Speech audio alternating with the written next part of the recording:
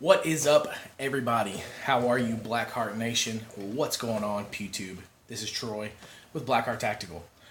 A while back, we dropped a video discussing our Glock 19 grip chopping to a Glock 26 long slide. That project is it's done. It's over. We've completed it. All the parts are in, all the parts are installed, so I thought I'd show it off a bit.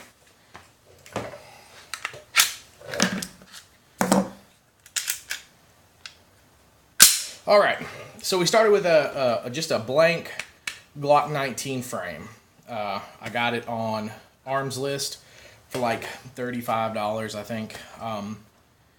So when that came in, I was gonna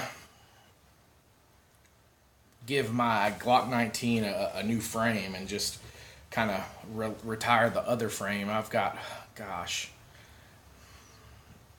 every bit of 100,000 rounds through that Glock 19. I've owned it since 2006-ish, so about 13 years.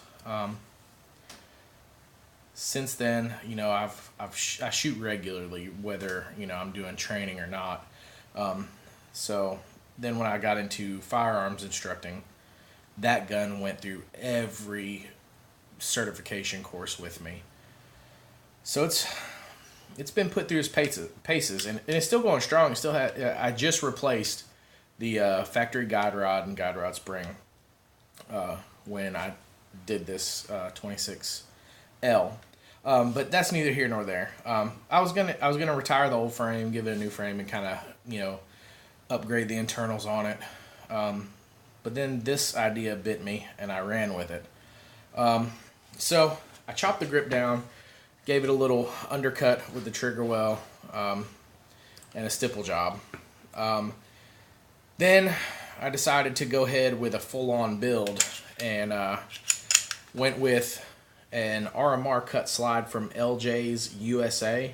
You guys check them out. This slide was, for what you get, it was well worth the price. It's just a blank slide, no internals, no sights, and no RMR plate. Just the slide, but you do get, the cool guy, cuts. You get the RMR capabilities.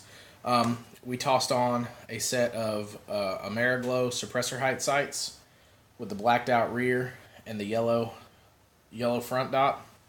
All right, just make sure this thing is clear. And I wanted to go wild with this one, so went with the True Precision Chameleon, or they call it the Spectrum colored fluted barrel.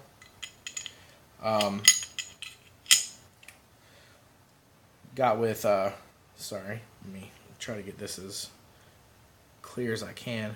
Got with Classy Raptor Tactical, and got the flame anodized titanium rear plate cover. It's not going to focus well. It's the 101st Airborne patch. And went with Blacklist Industries for their chameleon colored guide rod, and I have a 15-pound guide rod spring on here. So we went, instead of going mild with this build, we went kind of wild with the chameleon / spectrum / rainbow anodized kind of flair to it. I had, just for picture's sake, I have a knockoff Chinese RMR that I got just to test fit holsters with.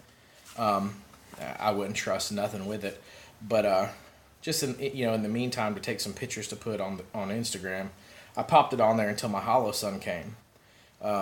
But I got the Holosun 407C red dot on this thing. You guys can see that red dot floating right above the front sight post, I hope. And this thing, I haven't taken it out shooting just yet. I was waiting for a few little parts to come in to finish it out. But it's been bore-sighted, just in case the need arise. I could have went a couple of different ways with the red dot on this. But I was, I opted for a practically priced optic. And I watched a couple of reviews comparing the RMR to the Holosun, and nobody that I could find had anything bad to say about the Holosun. So I decided to give it a chance. I'm gonna beat the hell out of this thing, and if something falls short of my expectations, you guys will be the first to know. But I do like the fact that Holosun integrated a solar backup. So you have the CR2032 battery in here, but if you're not on top of it and not changing out your battery as needed and it dies, as long as you have light, you've got a red dot, which is an awesome concept. We have pretty up to the trigger and trigger housing, pretty standard internals. I mean, it was a Glock factory factory lower parts kit that had the extended Gen 3 mag release on it. We did go with Blacklist Industries with their pin kit and the extended takedown. It is their Spectrum / Chameleon color, the 3-pin kit. So it matches the guide rod and the barrel.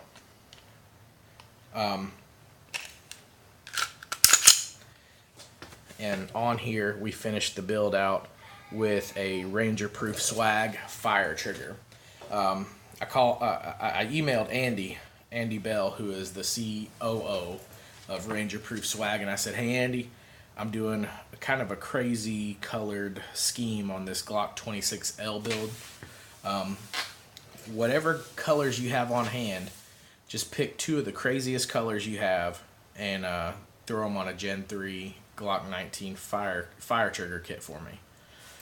So he came up with this orange and blue concept, which really, really, really works out nicely with this build and the crazy colors that go along with it. Even the lens coating plays into the whole color concept.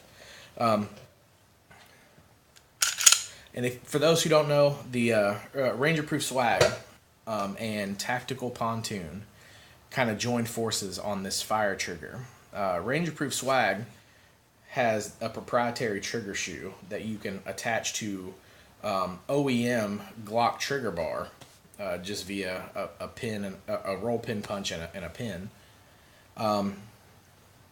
Tactical Pontoon took it upon itself to work with the Ranger Proof Swag trigger shoe and kind of polish and hone and really dial in the OEM factory Glock trigger housing. They don't lighten the spring. They don't put the lower pound connector in. It's all OEM internals. So it still has a 5.5 pound trigger. The only thing that's different is the geometry of the trigger really takes the play. I mean, you see how much play you have. It's not very much at all, and you're at the wall.